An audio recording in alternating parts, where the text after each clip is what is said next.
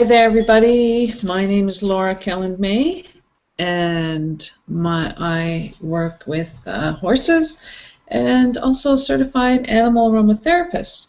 Today, we're just going to be talking a little bit about horses and pets and aromatherapy and what aromatherapy is. And if there's anybody out there who would like to know what aromatherapy is, or if you would like to know what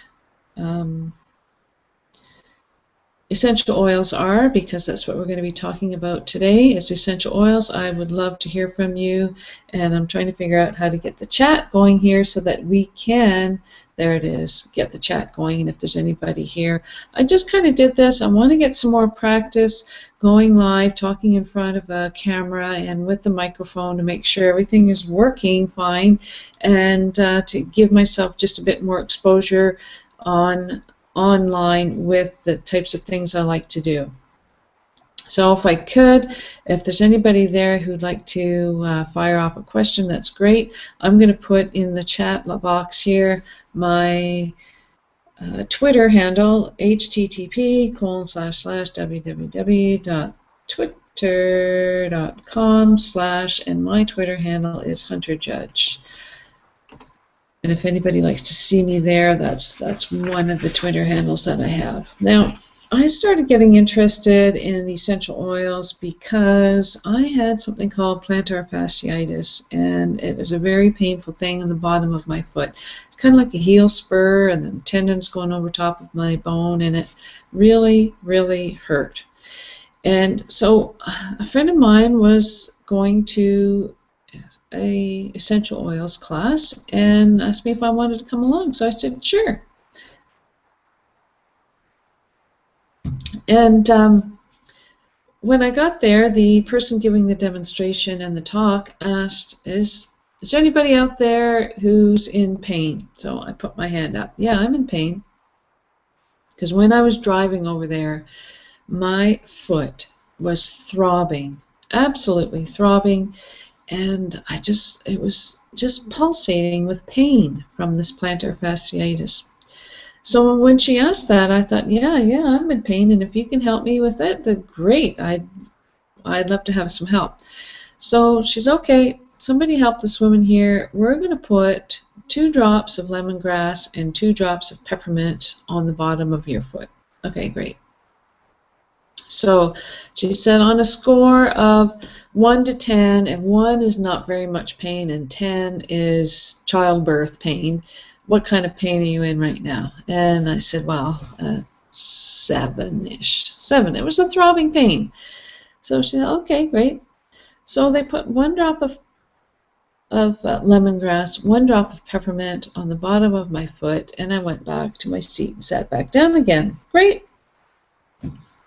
So she was explaining about essential oils and how essential oils are made. Essential oils are the essential parts of the roots, tree bark, flowers, stems, seeds, and leaves of plants. This material is distilled, and the material that comes out of that, which floats to the top of water, is called essential oil, and they're really not oily at all. So about 5 minutes after she was explaining about how to use essential oils and what essential oils are made from, she said, where's the woman who had the pain in her foot? So I put my hand back up. She said, how's your pain now? And I had to think about it. It went from a 7 to a 2. With 2 drops of lemongrass and 2 drops of peppermint. I was astounded, and I was sold right there that those little drops could make me feel so much better in a matter of minutes. So that's what got me started with essential oils. And then I continued to do some research with essential oils and found that there are some really interesting things that this is not a new thing. This is not a new process. This has been going on forever, and essential oils have been used, and people have been using plants, herbs, essential oils, and lots of different other things for their healing properties for a long time, far longer than modern medicine has been using pills. And as a matter of fact, I did a little bit of research on it, and you can too, is if you look up aspirin is made from salicylic acid, and that is a derivative from the white birch tree. 2,000 years ago, the father of modern medicine, Hippocrates, I had to think about it, because doctors take the Hippocratic Oath. They shall do no harm. Hippocrates found that if he took some powder from the willow bark powder tree, it would help people with headaches, with them feeling unwell.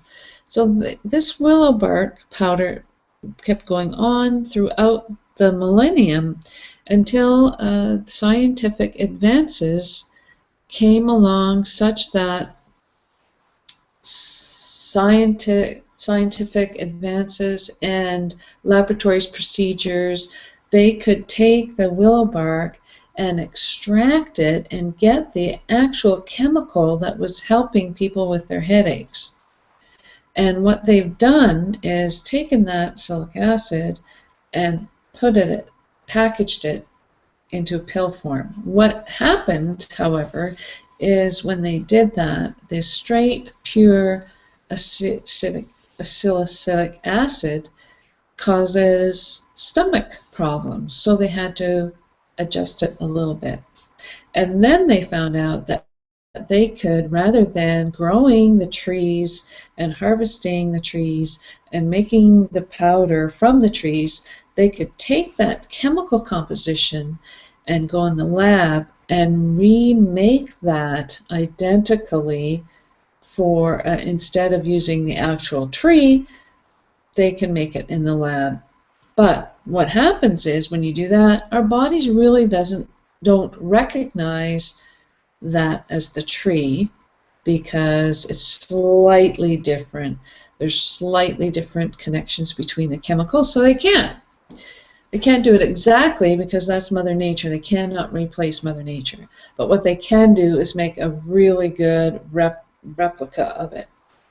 So they do that and kind of trick our bodies into thinking that it is the natural thing, but it really isn't. So when our bodies take it, they use it the best they can, and because it isn't a natural product, there are some other things left over that our body really doesn't know what to do with because it is an unnatural product or synthetic product that's made in the laboratory.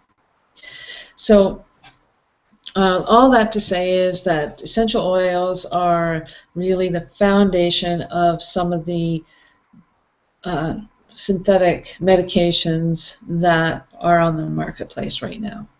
And if you take a chance on using some of these, not take a chance really, but if you investigate and do some research into these essential oils, then you will find out that they are absolutely phenomenal at whole health support and whole health wellness to help your body support itself if it's fighting a cold or if it's fighting a fever, if your body is unwell and it needs support from somewhere. Using essential oils and different types of essential oils can actually help support your body so that it can fend off these viruses or bacteria so that you stay well and stay in a state of equilibrium. So because I use essential oils, I feel that I have taken control over my own health. I've taken control over my own ability to take care of myself. If I feel a cold coming on, I try to avoid taking an aspirin or taking a Tylenol or taking medications like that. I drink more water, and when I feel sickness coming on, I get sore throat right through here in these glands right here. And my way of dealing with that is I put on 2 little drops of oregano and put it on those glands. And oregano is absolutely phenomenal to help fight disease and also support your body so it can prevent that virus and bacteria getting into your body. So rather than going to the drugstore, I have my whole little pharmacy, my whole tray of essential oils that I like to use. Essential oils have really given me the ability to manage my own self, to manage my own body, and to manage giving control back to me rather than thinking, okay, going out and having to purchase something. I am getting control over myself. Excuse me.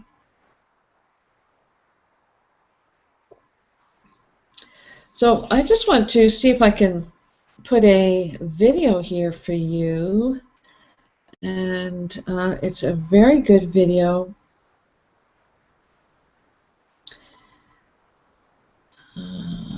Okay, so I'm just getting there, and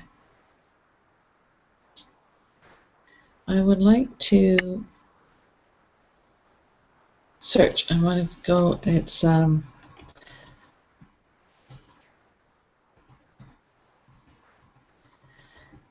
I'm searching for it right now, and here it is right here. I'm going to put it on the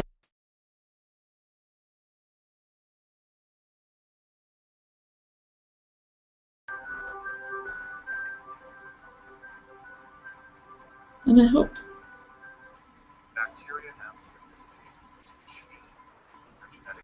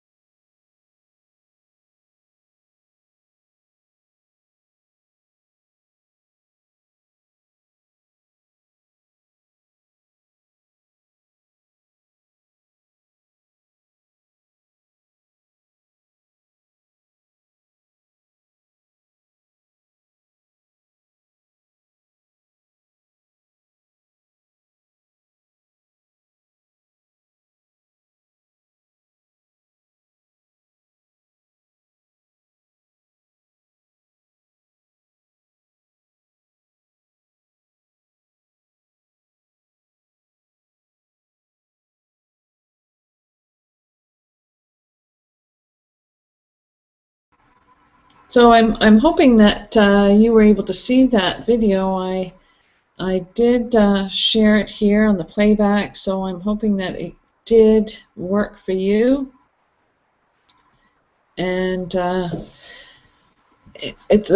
was a real eye-opener for me, that the 2 oils, Melaleuca and oregano, working together in concert can help help support your body and maintain a natural wellness and a natural equilibrium within your body, and help your body maintain its strength against any untoward advances from bacteria and viruses. So in closing, I just would like to open your eyes to some of the fantastic opportunities available by using essential oils. And essential oils really essentially put the healing power back into your hands rather than allowing big corporate companies to tell you what you should be doing with yourself and with your life. And this is exactly where it was before there were large pharmaceutical companies and before the advancement of science that we could take apart these different chemicals and find out which chemicals were doing what to our bodies. We used a whole health approach by eating properly, exercising, drinking correct water, and using herbs and natural methods to help maintain our own health rather than having to go and use other methods. So